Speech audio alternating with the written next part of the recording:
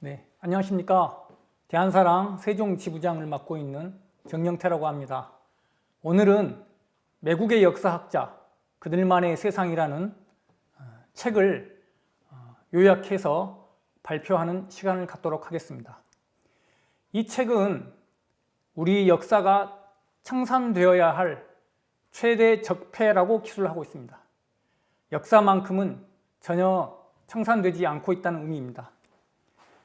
강단사학계와 민족주의 사학계 간의 치열하게 논쟁이 되고 있는 사안에 대해서 강단사학계는 어떻게 주장을 하고 있는지, 그리고 이들을 옹호하고 있는 언론들은 국민들에게 어떤 기사를 쓰고 있는지, 그리고 민족사학계는 저자들은 어떻게 비판을 하고 있는지, 그리고 환단고기에서는 이들의 사안에 대해서 어떻게 역사적으로 기술을 하고 있는지 비교 고찰을 해보도록 하겠습니다.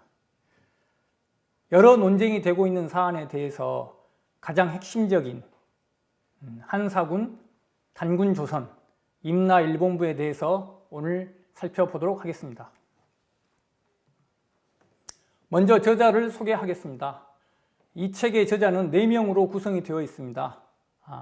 보듯이 역사학을 전공하시는 분은 이주환님 한 분이시고요. 나머지 3분은 국문학, 경영학, 경제학을 전공을 했습니다. 이분들은 평소 역사 광복의 뜻을 품고 전공은 역사학이 아니지만 우리 역사를 바로잡겠다는 그런 일념하에 지금 역사 광복의 뜻을 두고 여러 책을 저술을 하고 있습니다. 신채호 선생님께서는 이런 말씀을 하셨습니다. 자명한 위치를 외면한 채 조선의 기존 역사가들은 자신이 기록하는 역사를 자기 목적을 위해 희생했다. 그들은 도깨비도 흉내 못 낼 땅 옮기는 재주를 발휘했다. 신채호 선생님께서 조선시대의 사대부들의 모습을 보면서 이런 말씀하셨습니다. 결국 자기 목적을 위해서 희생을 했다는 겁니다. 자기 목적이라고 하면 여러 해석이 가능할 수 있겠습니다. 제가 판단하기에는 여러 면이 있겠지만 기득권의 어떤 체제에 편입을 한다든지 자기의 부와 명예를 위해서 우리 역사를 왜곡하고 그런 희생을 하지 않았나 그런 생각이 듭니다. 그리고 그때 당시 사대부들도 이런 땅 옮기는 재주를 했다는 거예요. 신채호 선생이 지금 이 시대를 봤을 때도 조선의 시대와 동일한 그런 모습을 보고 계실 겁니다. 저자는 지금 대한민국은 역사 전쟁 중이다 이렇게 이야기하고 있습니다. 강단사학계와 민족사학계 간의 역사 전쟁이 진행이 되고 있는데요. 2015년도에 동북아 역사 지도집 제작 사업과 관련해서 충돌이 표면화되기 시작했습니다. 그리고 이 동북아 역사 지도집 사업이 국회를 통해서 최종 폐기가 되었습니다. 그리고 2017년에 당시 동북아 역사 특위 국회의원이었던 도종환이 문체부 장관에 지명이 되면서 이에 대해 반감을 가지고 있던 강단사학자들과 언론이 일심동체로 도종환 장관에 대해서 유사사학자다, 식민사학자의 사학의 경도가 되었다 이렇게 비판을 하기 시작을 했습니다. 그러면 동북아 역사 지도 사업에 대해서 간단하게 살펴보도록 하겠습니다. 동북아 역사 재단이라고 중국의 동북공정에 대응하라고 설립된 기관이 있습니다. 이 기관이 국고 47억을 가지고 2008년부터 2015년의 기간 동안 이 사업을 마무리를 하려고 했는데 2018년까지 3년을 더 연장을 하고 30억을 더 요구를 했습니다. 이에 국회에서는 그러면 지금까지 이 지도 사업을 했던 경과를 보고해라 이렇게 하면서 논의가 되기 시작했던 것이죠. 그래서 국회에서 임기환, 이 사업 담당자 책임자였던 임기환 교수와 민족사학계를 대변하는 이덕일 교수 간에 논쟁이 있었습니다. 최종 국회 동북아 역사 왜곡 특별위원회에서 이 지도는 중국 동북공정과 일제 식민사관을 그대로 추종을 하고 있다는 판단하에 최종 폐기를 하였습니다.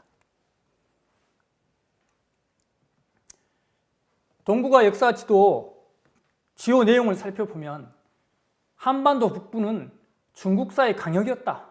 그리고 삼국지 아시죠? 삼국지 조조의 위나라가 경기도까지 차지하고 있었다.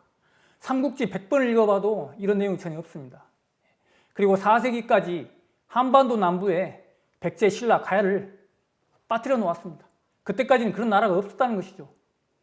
그리고 독도는 일관되게 삭제를 해놓았습니다.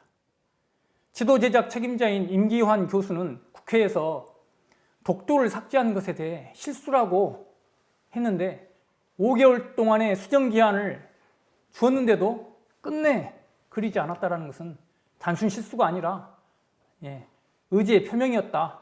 독도는 우리 땅이 아니다 라는 것입니다.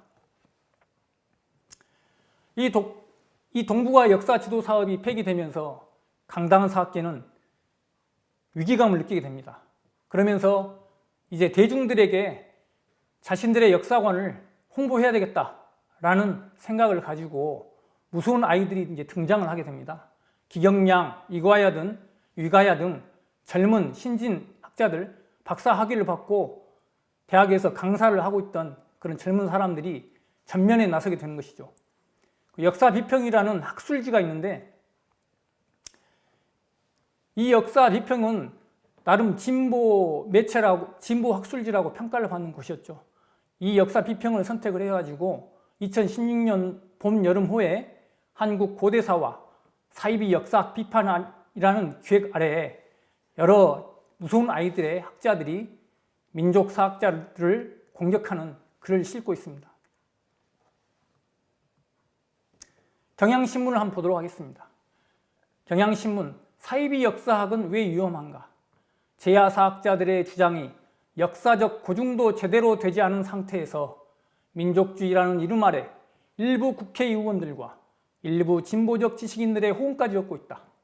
사이비 역사학의 영향으로 왜곡된 고대사 인식이 교과서 문제뿐 아니라 한중 관계와도 관련될 것이다. 경향신문도 나름 진보신문이라고 자평을 받고 있죠. 경향신문뿐만 아니라 보수신문, 한겨레신문, 모든 신문들이 일제히 역사 비평의 내용을 소개하면서 강단사학자들의 입장을 대변을 하고 있습니다. 여기서 이제 유사 사이비 역사학이라는 용어가 나옵니다. 유사 종교, 사이비 종교에서 차용된 용어인데요. 일제는 유교, 불교, 기독교를 공인된 종교이고 나머지 공인되지 않은 종교는 유사 사이비 종교라고 규정을 했습니다. 이는 독립운동을 탄압하기 위한 목적으로 자신들의 저항하는 종교단체들을 유사 종교, 사이비 종교라고 했는데 이것을 역사에 차용하여 자신들의 식민사관에 도전하는 것은 유사사학, 사이비 역사학이라고 이렇게 매도를 하기 시작했습니다. 역사 비평에 게재된 글들의 주요 요지를 살펴보도록 하겠습니다. 강단사학계의 정설과 다른 견해는 학문의 범주를 벗어난 것이므로 사이비 역사학이다. 사이비 역사학은 신채호로부터 비롯되었다. 조선 총독부가 체계해야 한 강단사학계의 실증사학은 정설이다. 신채호가 주장한 민족사학은 고립적이고 배타적이며 세계화 시대에 민족과 민족주의는 폐기되어야 한다. 사이비 역사학자들의 주장은 일방적이고 자극적인데도 그들의 선전선동이 쇼비니즘에 취약한 대중의식구조와 결합해 광범위한 지지를 받는다. 아주 그냥 마녀사냥처럼 이렇게 이야기를 하고 있습니다. 그래서 쇼비니즘이다. 국수주의에 불과하다. 이런 선전선동, 히틀러의 그런 선전선동과 같은 이미지를 덧칠 하고 있는 것이죠. 또 역사 비평사에 보면은 역사 파시즘이다. 과거 국가의 국력과 영토에 이상 집착하는 일련의 비합리적 행위들을 말한다. 학문의 범주를 벗어났다고 판단한다. 사입이라는 딱지를 붙이는 것은 난폭하게 느껴지는 측면이 있는 건 사실이다. 그런데 학문의 범주를 벗어났기 때문에 해도 된다는 거예요. 그런데 저자는 이야기하고 있습니다. 과거 국가의 국력과 영토에 이상 집착하는 일련의 비합리적 행위라고 하면 구체적인 근거를 제시하고 비판을 해야 함에도 불구하고 이에 대한 근거 없이 자기들이 막말을 하고 있다는 것이죠. 네, 다음은 또 이런 말이 있습니다. 한국사의 열등성을 부정하고자 반도가 아닌 대륙에서 찾고자 부단히 노력했다. 기괴한 쇼비니즘이 탄생하게 되었다. 한국사가 대륙에서 전개된 역사라는 주장이 열등성을 부정하기 위한 노력이라는 것입니다. 자의적으로 이렇게 단정을 하고 있는 것이죠. 대륙에서 전개된 역사가 사실에 부합하는지 실증하는 것이 학문적 태도인데도 이들이 말하는 실증사기라고 주장하는 자기들 내용에는 실증이 없습니다. 일방적으로 매도를 하고 있을 뿐이죠. 역사학에서 중요한 것은 1차 사료, 그리고 2차적으로 유물을 통해서 사실관계를 확인하는 것이 가장 중요함에도 불구하고 이들을 논하지 않고 열등성 따위의 심리학적 요인을 이야기를 하고 있습니다. 다음은 동북아 역사재단 독도연구소 연구위원이었던 배성준이 2005년에 쓴 글을 살펴보도록 하겠습니다. 독도가 우리 것일까? 독도의 진실이 그렇게 명명백백한 것은 아니라는 점을 느낀다. 독도는 우리 땅이라는 선입관에 결박되어 있는지 실감하게 된다. 2005년도에도 이미 이렇게 독도는 우리 땅이 아니라는 것을 의미심장하게 이야기를 하고 있습니다. 그런데 이 사람이 동북아 역사 지도 제작 사업에 담당자로 이렇게 참여하게 되면서 끝까지 독도를 그리지 않는 것은 참 무서운 세상이라고 볼 수도 있겠습니다. 여호규 한국외대 사학부 교수는 역사 문제는 정부 관료나 국회의 정치인들이 아니라 학계에 맡겨둬야 한다. 일견타당해 보이기도 합니다.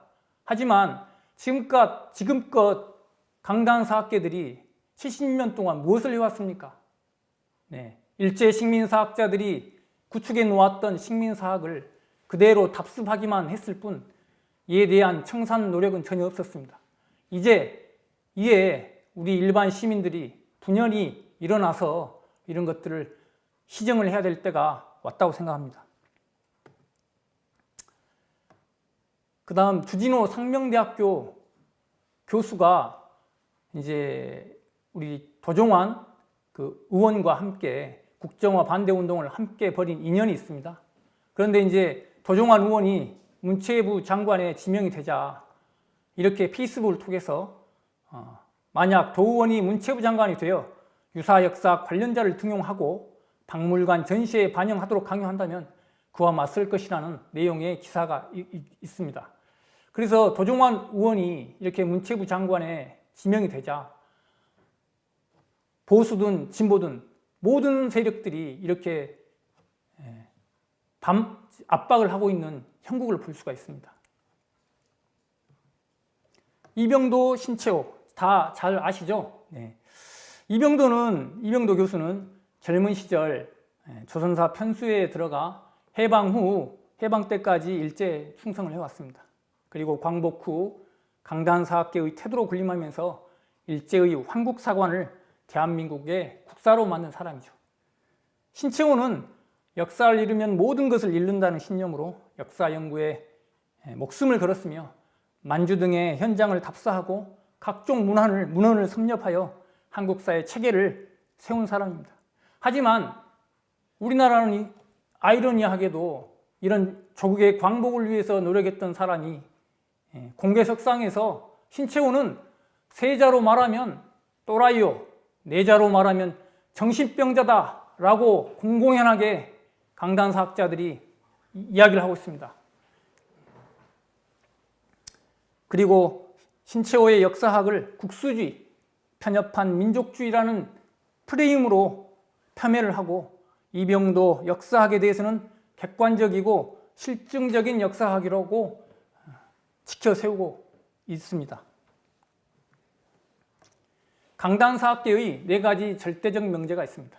첫째, 당군 왕금이 서기전 24세기 무렵 개창한 고조선의 건국은 신화다.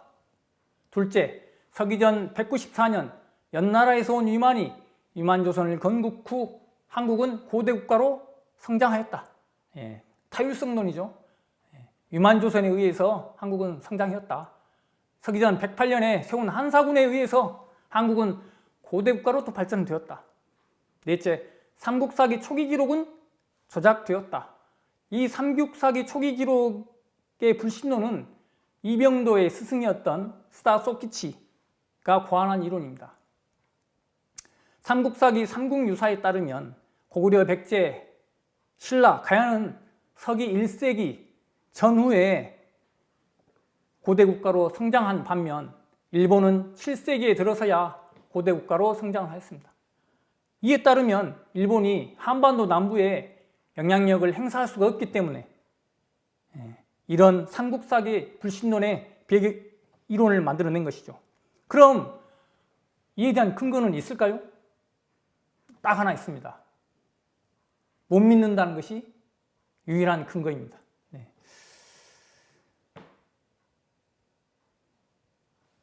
한사군 한반도 비정에 대해서 살펴보도록 하겠습니다. 지금 강단사학자들은 낙랑군 제평양설을 주장을 하고 있고요. 민족사학계 입장에서는 낙랑군 요동설 이야기를 하고 있습니다. 지금 학계의 정설인 낙랑군이 평양에 있었다고 하는 것은 이미 조선 후기부터 있었기 때문에 식민사관이 아니다 이렇게 주장을 하고 있습니다. 낙랑 요동설과 낙랑 평양설이 대립하면 두 설의 논지를 1차 사료, 고고학 자료 등을 종합적으로 검토해서 결론을 내려야 하는데 조선 후기의 학자들을 끌어들이고 있는 것이죠. 조선 후기 학자들을 한번 살펴보면 이익은 조선사군이라는 책에서 낙랑군과 현도군은 요동에 있었다 이렇게 이야기를 하고 있고요. 정약용은 아방강역고라는 책에서 요즘 사람들은 낙랑의 여러 현이 혹 요동에 있었던 것으로 많이 의심한다. 정약용은 낙랑군 평양설을 주장한 학자입니다. 일제강점기에도 박은식, 이상용, 신채호 등은 한결같이 낙랑군 요동설을 주장을 했습니다. 조선 총독부가 한국을 지배할 목적으로 만든 낙랑군 평양설이 옳다고 결론을 내리고는 조선 후기 학자들을 끌어들인 것은 학자로서는 옹색하지 않을 수 없다는 것을 알 수 있습니다. 2016년에 고대사회학회는 조선일보와 공동기획으로 고대사의 진실을 찾아서를 장기 연재를 하였습니다. 조선 총독부 대표 식민사학자인 시라토니 이와키치,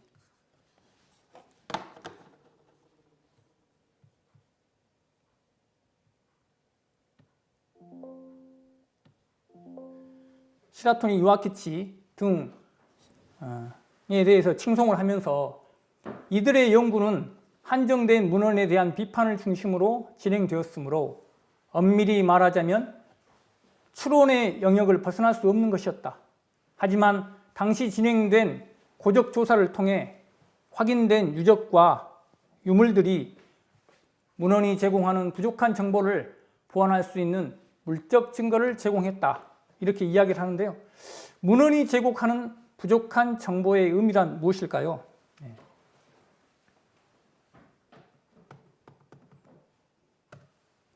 한사군의 위치가 한반도 북부라고 말해주는 1차 사료는 없습니다. 1차 사료와 정반대지만 고고학 발굴 결과를 가지고 이렇게 우기고 있다는 것이죠. 대신 한사군의 위치가 하북성 등 만주 서쪽이라는 1차 사료는 엄청 많이 있습니다.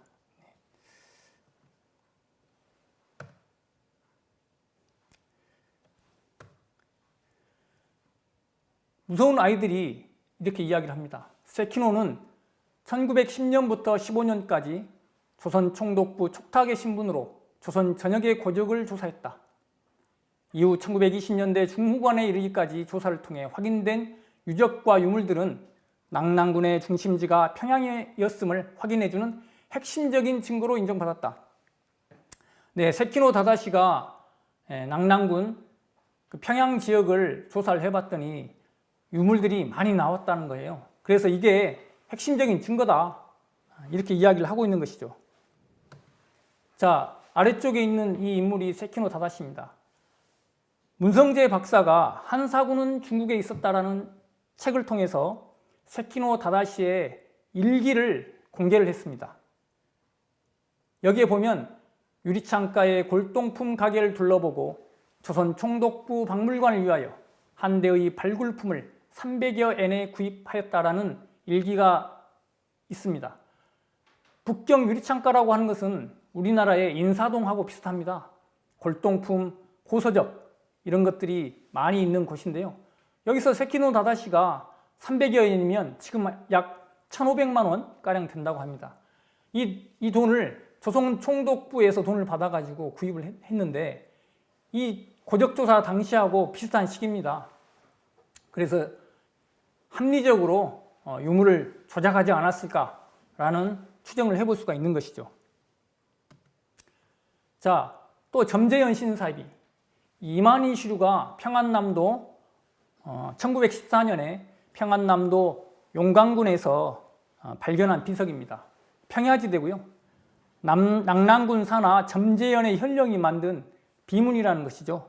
그래서 이게 낙랑군 점재현의 치소였음을 증명했다라고 이야기를 하는데 2000년 동안 이 평야에서 아무도 보지 못했어요.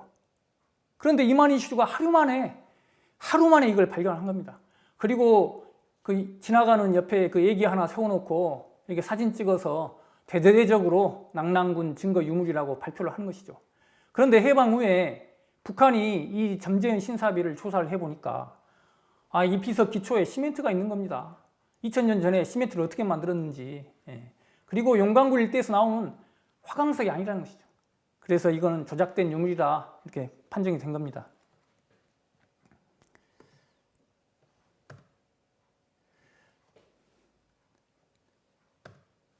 자, 다음은 낙랑목간이라고 합니다. 낙랑목간이라고 하는데 호구부, 이게 이제 낙랑목간이라고 하는 호구부인데 이거는 그 목판입니다. 목판.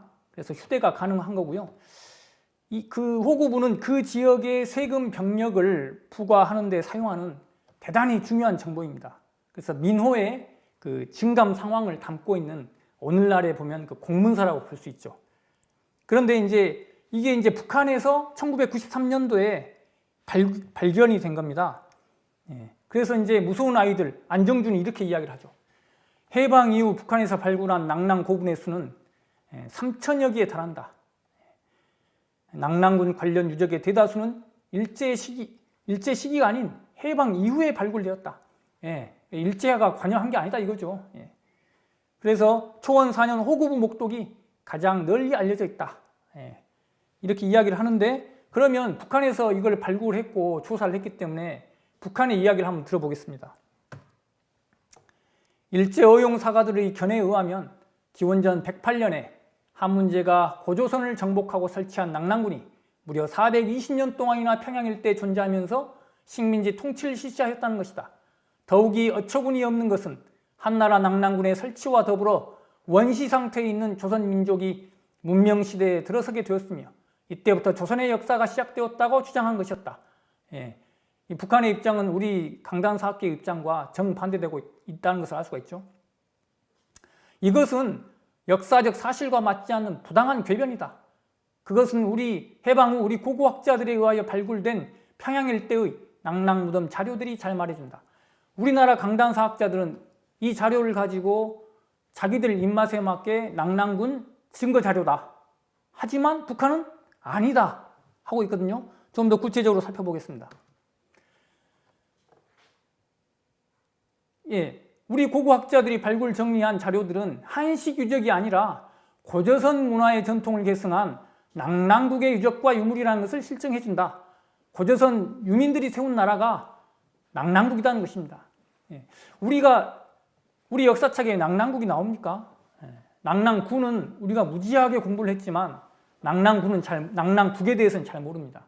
낙랑국과 낙랑군은 완전히 다른 것임에도 불구하고 우리나라 이제 이병도는 낙랑국에 대해서 낙랑국을 낙랑군으로 보고 313년에 멸망했으므로 삼국사기의 기술은 잘못되었다 이렇게 이야기를 합니다. 삼국사기에 낙랑국에 대한 기사가 있는데요. 37년에 멸망을 했다 이렇게 나와 있습니다. 우리 잘 알고 계시는 호동왕자 낙랑공주의 이야기가 있죠. 낙랑공주가 그 자명고를 찢으면서 낙랑국이 고구려에 멸망하는 그런 내용이 나오는데 삼국사기에는 37년에 멸망했다고 돼 있는 거예요. 그리고 낙랑국의 수도는 평양인 것이죠. 그래서 오늘날의 강단사학자들은 낙랑국과 낙랑군에 대한 정확한 이야기를 하지를 못하고 있고 낙랑국을 낙랑군으로 보고 있는 사람들도 많습니다. 하여튼 북한에서는 낙랑국에 대해서 이야기를 하고 있습니다.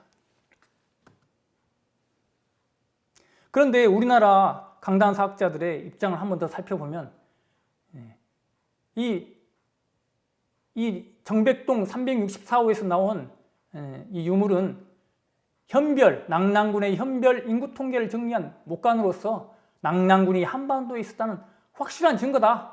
고고학 100년의 조사와 연구 성과에 따르면 낙랑군이 평양에 존재했음을 의심할 어떠한 근거가 없다. 어떤 말에 이렇게 확실하다, 의심할 어떠한 근거가 없다라고 한 것은 왠지 이렇게 불안해 보이는 그런 문장이 될 수가 있는 것이죠. 그러면은 북한이 이야기하고 있는 낙랑국에 대해서 정확하게 반대 의견을 제시를 하든지 해야 되는데 북한 이야기에 대해서는 전혀 이야기하지 않고 마치 자기들에게 유리한 증거가 나온 것처럼 국민들을 대상으로 사기를 치고 있다는 겁니다. 우리 일반 사람들은 북한의 자료를 보기가 어렵기 때문에 저런 이야기를 할 수가 있는 것이죠. 자, 또 한겨레에서는 또 이렇게 이야기를 합니다. 이 고고학 성과를 근거로 한국의 고대 사학자들은 대부분 낙랑군의 위치를 평양 인근으로 비정합니다. 이것이 일군의 학자들 눈에는 견디기 힘든 식민사학의 잔재로 비친 것이죠. 그러니까 민족주의 사학자들은 그냥 땡깡 부리고 있다. 이렇게 정확한 유물이 나오고 있는데도 불구하고 땡깡 부리고 있다. 이렇게 이야기를 간접적으로 까고 있는 겁니다. 인하대 융합고고학과 남창희 교수님께서는 이렇게 말씀하십니다. 설사 낙랑군의 평양에서 발견된 낙랑목간의 유물이 낙랑군의 유물이라 할지라도 주류사학계에서 유물 때문에 낙랑군이 한반도에 있었다고 주장한다. 그런 논리라면 백제 유물이 많이 출토되는 오사카 나라지방은 백제 식민지라고 해야 한다. 이것은 논리적 비약에 불과하다. 지금 일본의 오사카 나라지방에는 백제의 유물들이 쏟아지고 있습니다. 그런데 왜 강단사학자들은 일본은 백제 식민지가 아니라고 백제 식민지였다고 주장을 하지 않습니까? 그와 같은 논리라는 것이죠. 그리고 이 목판이라고 하는 것은 휴대가 가능하기 때문에 얼마든지 지역을 넘어서 이동이 가능할 수 있습니다. 그렇기 때문에 이런 유물을 가지고 100% 확실한 증거다, 의심의 여지가 없다라고 하는 것은 학문의 자세가 될 수가 없다, 이렇게 이야기를 할 수가 있겠습니다. 자, 그러면 환단곡이 북부여기를 한번 살펴보겠습니다. 최숭 자낙랑산 제적 진보이 도해 하고 지마한야 하야 도왕검성하니 시 당군 해모수 병호 동야라, 이런 말이 있습니다. 아니,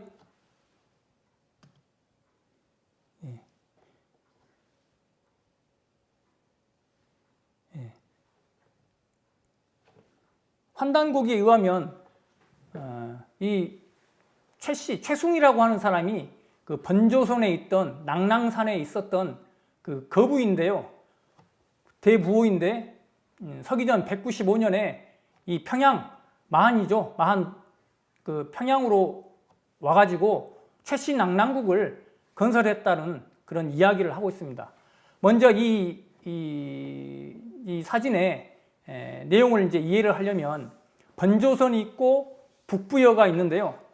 환단곡에 의하면 단군 왕금은 그 신교의 그 삼신사상을 기반으로 단군의 영토를 삼한으로 나누어 통치를 했습니다.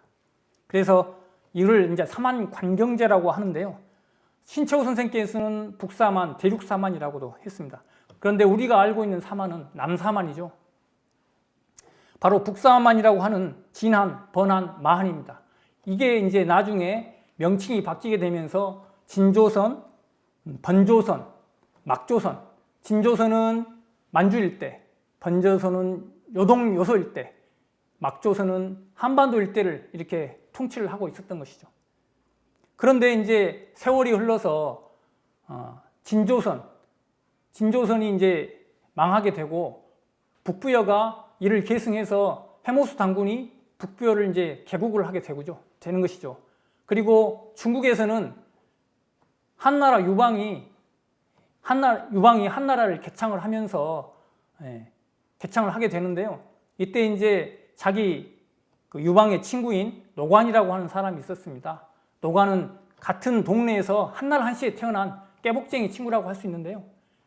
이제 유방이 죽고 여태후가 집권하자 자기 아들 왕위에 위협이 되기 때문에 이런 공신들을 이제 숙청을 하는데요. 이에 이제 노관이 흉노로 도망을 하게 되고요. 그 노관의 부하인 위만이 그 번조선에 천명을 이끌고 망명 신청을 하게 됩니다.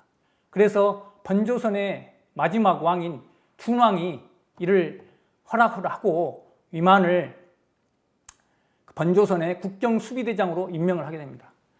그런데 위만이 1년 후에 번조선을 침탈을 해가지고 뺏어버리게 되죠. 그래서 이제 위만조선이 되었는데 그걸 어떻게 위만조선이라고 해야 되겠습니까?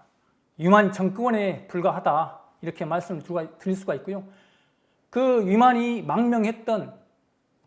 번조선에 망명했던 서기전 195년에 최숭이 그 평양으로 건너가서 낙랑국을 세웠다는 내용이 환단곡에 분명하게 이렇게 구체적으로 적시가 되어 있습니다. 삼한관경제를 이야기를 하고 있고요. 사기조선열전에 보면 진멸련, 속요동외요, 한흥 위기원 난수라, 복수 요동 고세, 지폐수 위계라 이렇게 되어 있습니다. 진이 연을 멸했습니다. 전국시대 때 전국칠웅이라고 있었죠. 진나라가 연나라를 이렇게 멸해서 요동의 그 요동을 외요로 이제 삼았다는 것이죠. 그런데 한나라가 이제 흥해가지고 그곳이 너무 멀고 지키기가 어렵다는 겁니다. 그 요동을. 그래서 그 요동의 옛 요새를 고쳐가지고 폐수에 이르러 조선과 경계를 삼았다는 내용입니다. 사기 조선열전에 남아있고요. 이 폐수가 그러니까 한나라와 조선과의 경계선이라는 것이죠. 이 폐수에 대한 쟁점도 상당히 많습니다. 우리나라 강단사학계는 폐수를 청천강이라고 하기도 하고 압록강이라고 하기도 하고 대동강이라고 하기도 하고 저길도 일치가 지금 안 되고 있는 상황이죠. 그래서 이제 폐수가 한나라와 조선과의 국경선을 형성하고 있다. 이걸 이해를 하시면 되고요. 그리고 그 밑에 사기 소진열전에 보면 연, 동유, 조선 요동이라 연나라의 동쪽에 조선의 요동이 있었다. 그러니까 연나라 국경 바로 옆에는 조선이 있었는데 거기가 요동이다. 이렇게 이야기를 하고 있습니다. 사기색은 조선열전에 보면 왕엄성은 낙랑군 폐수의 동쪽에 있다. 그래서 폐수의 동쪽에 이렇게 조선이 있다라는 것을 알 수가 있습니다.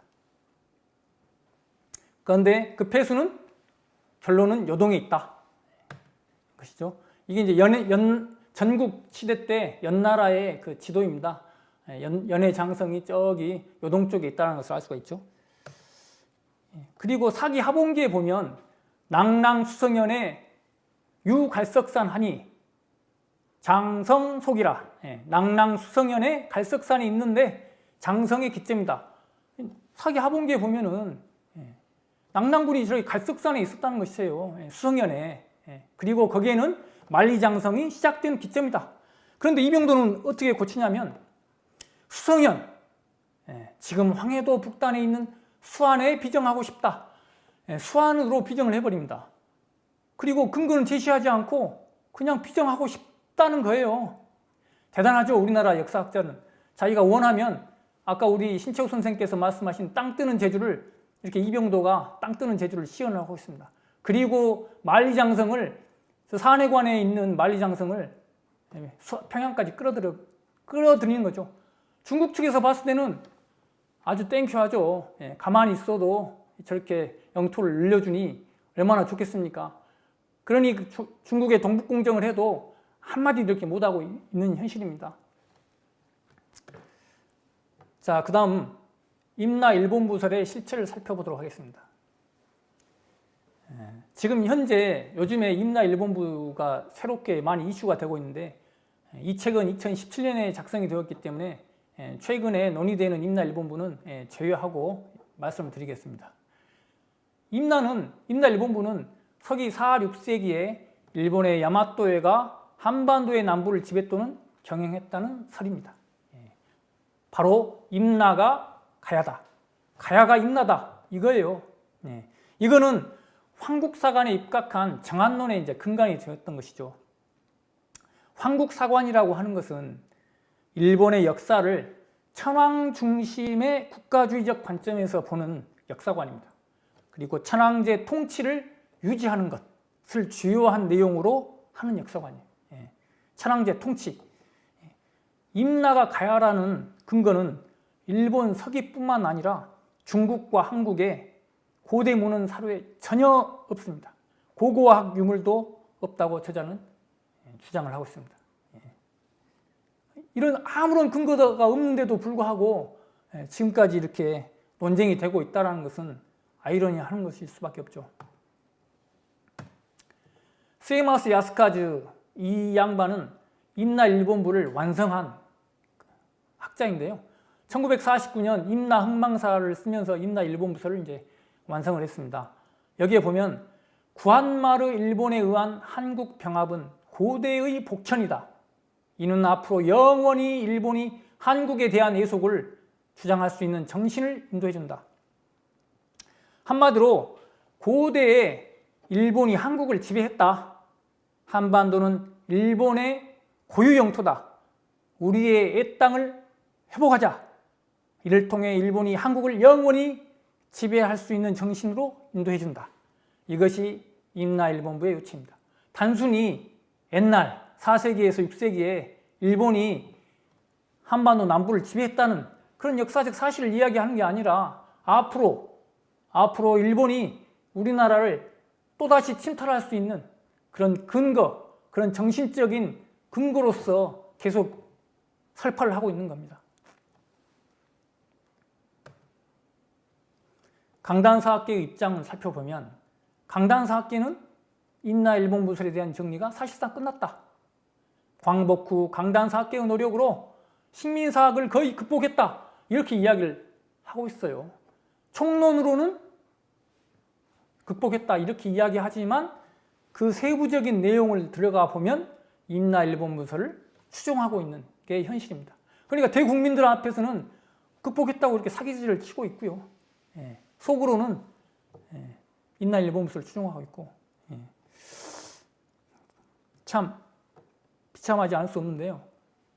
자, 김연구 이제 고려대 역사학과 교수와 이덕일 교수 간에 그 명예훼손 사건이 있었습니다.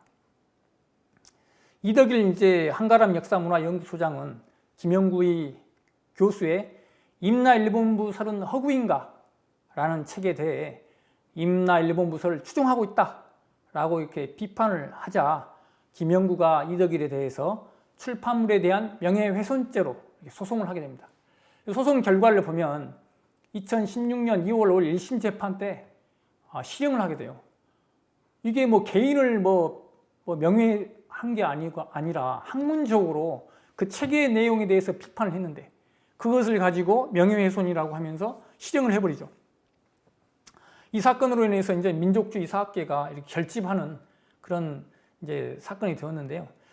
2심에 2016년 11월에 2심 재판을 통해서 무죄가 되었고요. 2017년 5월 달에 최종 대법원을 통해서 무죄 확정이 되었습니다. 자, 그러면 신문지상들은 어떻게 이야기를 했는지 한번 살펴보겠습니다. 1심에서 이제 이덕일 교수가 실형을 당하자 아주 그냥 환호를 하고 난리가 났습니다. 예, 한번 보시죠. 경향신문에서 임나 일본부설은 허구인가? 어디에도 임나 일본부가 실제로 한반도 남부를 지배했다는 문장은 없다. 그런 해석이 가능한 대목도 없으며 논리 구조상으로도 그렇다. 임나 일본부설은 허구인가는 일본 학자들의 임나 일본부설의 근거인 일본 서기의 기록을 집요하게 논파하면서 임나 일본부설이 허구라고 주장하는 책이다. 이건 신문하고 강단 사학자들하고 짝짝꿍 해가지고 완전 장난치고 있습니다. 국민들 앞에서. 자, 그러면 2심 재판부의 판결문의 일부를 발췌를 해보면 사법부는 어떻게 판단하고 있는가 한번 보도록 하겠습니다. 김연구가 세이마스 야스카지의 학설을 그대로 따르고 이를 수용하는 듯한 태도를 보였다. 사법부가 양측의 입장을 다 들어보고 나서는 김연구 너 임나 일본부 추종하네 이런 이야기를 하고 있는 거예요. 김연구가 임나 일본부를 비판하는 척하면서 구체적인 강론에서는 세이마스 야스카지의 견해를 추종하고 있다고 재판부는 인정한 것입니다. 김연구는 야스카지의 견해보다 한술 더 뜹니다. 임나가 남부를 지배를 했는데 이 임나를 백제가 지배했다는 거예요. 그런데 그 백제를 일본의 야마토 외가 지배를 했다는 겁니다. 그래서 일본은 백제까지도 지배를 했다는 것이 김연구의 견해입니다. 황순종 박사는 이렇게 이야기를 합니다. 임나가 200여 년간 한반도 남부를 지배했다면 삼국사기 본기에 무수히 기록되어야 하는 것이 상식이다. 이거 상식 아닙니까? 네. 200년 동안 지배를 했는데 단 한마디가 없다라는 게 말이 되냐 이거죠. 말이 안 되는데도 그것을 말로 만들어버리는 사람들이죠. 윤내영 교수는 또 이렇게 이야기를 합니다. 지난날 임나 일본부가 한반도에 있었다고 본 견해의 근본적인 잘못은 일본 서기에 등장하는 임나를 모두 한반도에 있는 가야로 보았다는 점입니다. 핵심을 짚어주셨는데요. 일본 서기에 임나가 이제 등장을 하는데 그걸 한반도에 있는 가야로 보았다는 거예요. 일본 서기에 등장하는 중국은 대륙의 중국이 아니라 외열도 안의 중국으로 보면서 임나와 고구려와 백제, 신라는 외열도가 아닌 한반도에 있었던 나라로 해석하는 것은 모순이 아닐 수 없다. 중국도 일본에 있었다는 거예요. 일본에 외열도 안에 일본 서기에 있었는데 중국은 외열도 안의 중국으로 봤다는 거예요. 차마 중국을 식민지 삼았다고 말할 수는 없다는 것이죠. 자기들로 봤을 때는. 그래서 이제 우리 고구려, 백제, 신라 여기만 한반도에 있었던 나라로 해석을 했던 것이죠. 자, 여기서도 이렇게 한국일보에서 보면 강단사학계의 입장을 대변을 하고 있습니다. 이거는 그 대법원의 무죄 판결이 확정이 됐음에도 불구하고 이렇게 김연구와 이런 인터뷰를 하게 됩니다. 우리 학계가 거의 100% 합의한 사항이다. 임나가 여러 가지 중 하나다. 김명애 교수가 임나 일본부 연구를 시작한 것 자체가 임나 일본부설을 격파하기 위해서다. 이런 말도 안 되는 이야기를 이렇게 언론을 통해서 사기질을 치고 있는 것이죠. 대법원 판단이 났음에도. 일본이 주장하는 임나 일본부설입니다. 신라, 백제, 고구려 왕이 이렇게 무릎을 꿇고 절을 하고 있는데요. 신공왕후가 직접 신라에 쳐들어가서 신라 왕을 무릎 꿇리고 사만의 나라를 굴복시켜 영원히 조공을 바치게 했다. 이런 내용이 이제 들어가 있는데요. 자, 그러면 임나 일본부의 핵심은 임나의 위치가 어디냐? 임나는 우리나라 문헌에는 전혀 없습니다. 일본에 있는데요. 그럼 일본 서기에 있는 임나를 가지고 임나의 위치를 한번 살펴보도록 하겠습니다. 임나, 자, 거, 축자국, 이천열이. 임나는 축자국에서 이천열이 떨어져 있고, 축자국이라고 하는 것은 큐슈를 이야기하는 겁니다. 큐슈.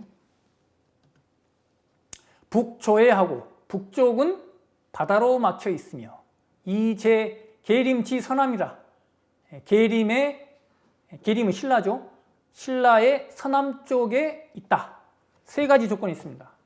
첫 번째, 큐슈로부터 이천열이가 떨어져 있다. 두 번째, 북쪽은 바다로 막혀 있다. 세 번째, 신라의 서남 쪽에 있다. 어디입니까? 아까 임나는 가야다라고 했는데 가야 위쪽에 바다가 있습니까? 일단 안 맞잖아요. 예. 자, 그러면 살펴보도록 하겠습니다. 바로 이 세 가지 임나의 3대 조건을 충족하는 장소가 보입니까? 예, 대마도입니다. 대마도. 예, 대마도가 임나다. 이게 일본 서기에 의해서 인정을 하고 있습니다. 그런데 왜 이걸 이렇게 아직까지도 따르고 있냐 이거죠. 자, 환단고기에서는 과연 어떻게 이야기를 하고 있는가 한번 살펴보겠습니다. 임나자, 임나는 본제 대마도 서북계, 본래 대마도 이 서북계의 위치, 저기 서북 쪽에 위치해 있다는 것이죠. 환단고기 태백일서에 보면 후에 대마이도, 대마도 두 섬이 마침내 위 임나 소제고라 임나의 통제를 받게 되었다. 자시 이때부터 임나는 내 대마 전칭이라 대마도 전체를 가리키는 이름이 되었다. 일본 서기와 환단고기의 내용은 똑같습니다. 임나가 대마도라는 걸. 그리고 더 나아가서 대마도는 삼가라로 분할되어 고구려 백제 신라가 통치하였다. 이 대마도 안에 계지가라, 인위가라, 좌우가라가 있는데 이게 이제 백제에서 내려온 사람들, 고구려에서 내려온 사람들, 신라에서 내려온 사람들이 대마도를 이렇게 통치를 하고 있었다는 거예요. 그래서 일본 사계에 나와 있는 백제 고구려 신라는 외열도 안에 있는 백제 고구려 신라를 이렇게 환단고기를 통해서 명확하게 확인할 수가 있습니다. 예. 그러면 지금 이 대마도에 이런 계지가라, 인유가라, 좌우가라는 명칭이 그대로 남아 있습니다. 이 언어라고 하는 게, 명칭이라고 하는 게 오랫동안 전해져 오거든요. 한번 살펴보면 좌호진어앙이다. 항이다. 예. 좌호가 나오죠. 좌호 소학교 100주년 기념탑이다. 기념비인데 이게 명치 24년 9월에 이제 설립이 된 것 같아요. 그러면 엄청 오래된 소학교라는 걸 알 수 있습니다. 좌호 소학교. 인위가 이렇게 있죠. 인위, 고구려 인위. 자, 계지, 백제, 계지가 저렇게 여기 계지가 있죠. 여기도 계지가 있죠. 네. 그렇게 해서 이게 환단고기를 저렇게 명백하게 보여주고 있다라고 하는 것은 환단고기의 사실성이 얼마나 정확한지 확인하실 수가 있을 겁니다. 자, 단군에 대한 강단사학계의 주장을 살펴보면 첫째, 고조선의 건국을 서기전 2333년으로 보는 것은 어떠한 역사적 사실도 담겨있지 않는다. 한마디로 신화라는 겁니다. 신화. 삼국유사, 제왕운기, 동국통감 등에 기록된 서기전 24세기 무렵의 고조선 건국은 만들어진 사실이지 역사적 근거는 없다는 거예요. 둘째, 단군은 13세기 말 몽고 침략 시 문자화되기 시작했다. 그러니까 단군은 민속 신앙에서 출발이 되었는데 13세기 말에 몽고가 침략이 되면서 우리나라를 지켜야 하는 어떤 시조가 있어야 되겠다라고 하면서 문자화되기 시작했다는 겁니다. 셋째, 조선시대에 들어와서 신화에서 역사로 변모하기 시작했다는 겁니다. 이제 역사책에 이제 기술이 되면서 역사로 시작이 되었고, 넷째, 한말의 국가적 위기, 또 위기 상황에 이건 이제 위기 상황을 타개하기 위해서 종교의 신앙의 대상이 되었다라고 강단사학계는 터무니없는 주장을 하고 있죠. 자, 중학교 역사책에도 단군 신화라고 이렇게 이야기를 하고 있습니다. 자, 삼국유사 고조선을 살펴보면 위서에 이르기를 운, 내왕 이천제 지금부터 2000년 전에 위서가 이제 위나라의 역사책인데 이게 지금 지금 전해져 오고 있지 않아서 논쟁이 많습니다. 삼국지의 그 위나라의 역사서인지 또 어떤 사람은 뭐 위만조선의 역사서라고 주장하는 사람도 있고 하여튼 논쟁이 있는데요. 여기 보면 유당군 왕금이 입도 아사달 하시고 당군 왕금이 계셨는데 아사달에 도읍을 하시고 개국 호 조선하시니 여고동시라 조선을 세우셨는데 여고동시라 이 고가 왜 요 임금을 이야기하나요? 이렇게 질문을 할 수가 있겠습니다. 요 이름을 이렇게 함부로 쓸 수가 없기 때문에 요와 비슷한 고를 차용을 해가지고 여고 동시라 해서 요임과 같은 시대였다 이렇게 기술을 한 것으로 보이고요. 그래서 지금으로부터 4300년 전에 이렇게 단군 조선이 개국제였음을 명확하게 이야기를 하고 있습니다. 자, 송호정 서울대학교 교수인데 이 양반은 이렇게 이야기를 합니다. 단군 신화 첫 부분은 위서를 인용하여 2000년 전 단군이 고조선을 건국했다고 언급하고 있다. 여기서 2000년이라는 연수는 어느 시기를 기준으로 하여 계산된 것인지는 알 수 없다. 결국 이 대목은 중국 역사책 어딘가에 조선의 건국 전설이 적혀 있다는 사실만을 알려줄 뿐이다. 그러니까 이 책이 전하지 않기 때문에 저는 이야기를 하고 있는 거예요. 뭐 어느 시기겠습니까? 위서를 쓴 시기겠죠. 그래서 조선의 건국 전설이다. 이렇게 문헌에 우리나라 문헌에 있고 또 인용한 중국 책 문헌에도 있음에도 뭐 전설로 이렇게 한마디 치부해버리면 끝나버린 겁니다. 자, 그 다음에 이기백 교수가 비파형 동검을 이야기를 하는데요. 이 비파형 고조선의 대표적인 유물이 이 비파형 동검과 고인돌입니다. 이 유물들의 출토 지역을 보면 한반도, 남안주, 요동, 요소 일대 이 고조선 영역과 이렇게 합치를 하고 있는데요. 이기백 교수는 요령지방의 비파형 동검이라고 이렇게 이야기를 하죠. 비파형 동검은 아래에 이렇게 뉴스에도 보듯이 청동기 유적 남해에도 발굴이 되어 있고 그래서 요령지방이 아니라 이런 고조선의 영역이라는 것을 이야기해 줘야 되는데 요령지방, 다른 지역에 비파형 동검이라는 것을 막 이야기를 하고 있죠. 설사 이 비파형 동검이 우리나라 청동기 문화로 보는 경우에도 우리나라 청동기는 서기전 10세기 무렵이었다. 따라서 삼국유사에 나오는 서기전 24세기 금국은 맞지 않다. 이렇게 이야기를 하고 있습니다. 삼국유사를 다 까고 있는 것이죠. 그런데 이제 홍산문화 유적이 이제 발굴이 되면서 우화량 유적에 나와 있는 그 유물을 살펴보면 5000년 전에도 이미 청동기가 제작이 되었다라는 것을 이제 확인할 수가 있습니다. 이승호는 역사 비평에서 이렇게 이야기를 합니다.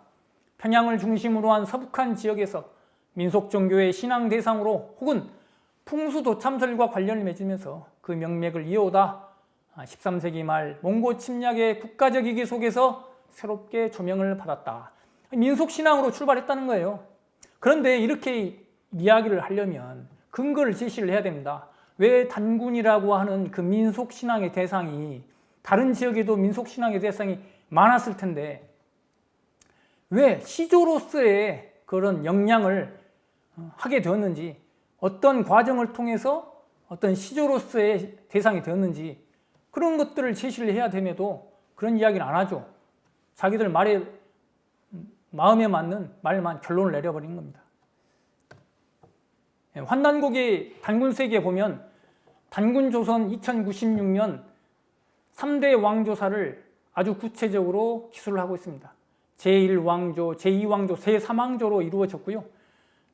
총 47세의 47명의 단군이 2096년 동안 통치했음을 기술을 하고 있습니다. 자, 삼국유사 고조선에 보면 수는 1908세신이라 이런 내용이 나옵니다.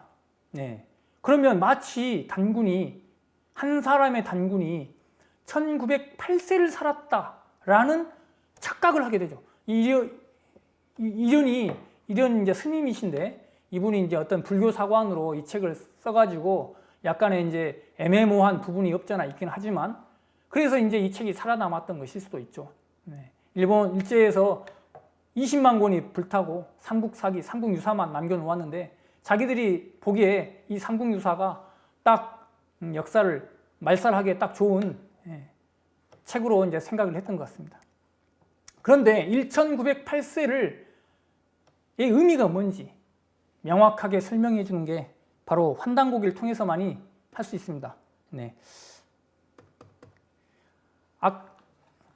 아까 전 화면에서 삼왕조가 있었죠. 삼왕조. 네. 삼왕조가 있었는데 1왕조와 2왕조의 제세 기간이 바로 1908년입니다. 네. 그래서 이 삼국유사의 이 1908세를 환단고기를 통해서만이 구체적으로 무슨 의미인지를 확인할 수가 있게 됩니다. 자, 이토 히로부미는 이토 히로부미가 나오는데요.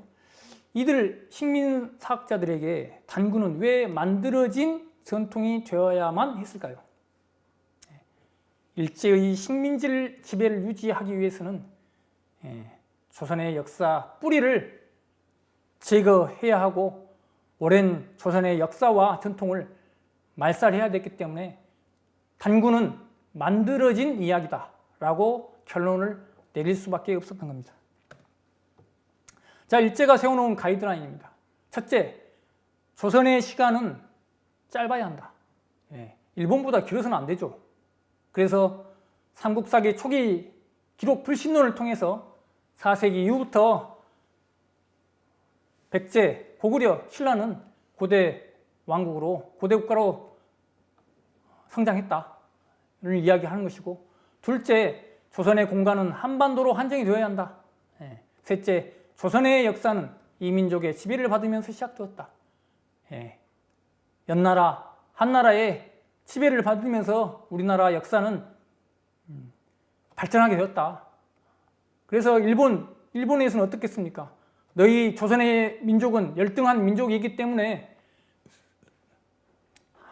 역사의 시작부터 식민지로 시작이 되었고 이제 대일본 제국의 문명화된 그걸 받기 위해서는 대일본으로부터 이런 문명을 받아야 된다. 이런 이야기를 국민들에게 심어놓기 위해서 이렇게 역사를 조작을 한 겁니다. 자, 우리나라 현 강단사학계를 통해서 보는 역사는 중국과 일본의 식민지로 시작된 한사군, 위만조선, 기자조선. 기자조선은 이제 중국이 주장을 하는 거고요. 위만조선은 일본이 이제 주장을 하는 겁니다. 그리고 밑으로 일본부가 있었다. 일본의 식민지였다. 따라서 우리나라는 중국과 일본의 식민지로 시작이 된 볼품없는 나라다. 이렇게 이야기를 하고 있고요. 이걸 통해서 단군조선은 신하고 기자조선, 유만조선, 한사군으로 이렇게 시작이 되었다는 잘못된 한국사 체계입니다. 하지만 환단고기를 통해서 환국배달조선, 북부여, 고구려, 백제, 신라 이후 현재 있는 대한민국에 이르기까지 이 체계가 우리의 올바른 국통이다 라는 걸 알 수 있습니다. 오늘 뭐 환국배달에 대해서는 이야기는 하지는 않았지만 삼국유사에도 분명히 석유 환국이라고 해가지고 옛날에 환국이 있었다. 이것은 이 환국은 우리나라만의 나라가 아니고 전 인류의 공통된 뿌리나라다 라는 것을 알 수가 이야기를 하고 있습니다. 자, 결론은 힘을 기르자입니다. 신채호 선생님께서는 역사를 잃으면 모든 것을 잃는다라고 했습니다. 일제는 우리나라를 영구히 지배하기 위해서 우리나라를 조작 말살했습니다. 이러한 조작된 역사는 해방이 된 지 70년이 지났음에도 불구하고 청산이 되기는커녕 더욱 공고하게 유지되고 있습니다. 단순히 학문으로 저들을 당해낼 수는 없습니다. 세력에는 세력으로 맞서야 됩니다. 우리는 각성해야 합니다. 그리고 분연히 일어서야 합니다. 우리 이웃 동료 시민들에게 우리의 올바른 역사를 널리 전하여 우리와 뜻을 함께하는 사람들과 조직으로 저들과 맞서야 합니다. 그래서 올해 2022년에는 역사 광복의 큰 한 해가 되는 전기점이 될 수 있도록 우리 모두 힘을 기르는 그런 역사 광복군이 될 것을 소원하면서 오늘 발표를 마치겠습니다. 감사합니다.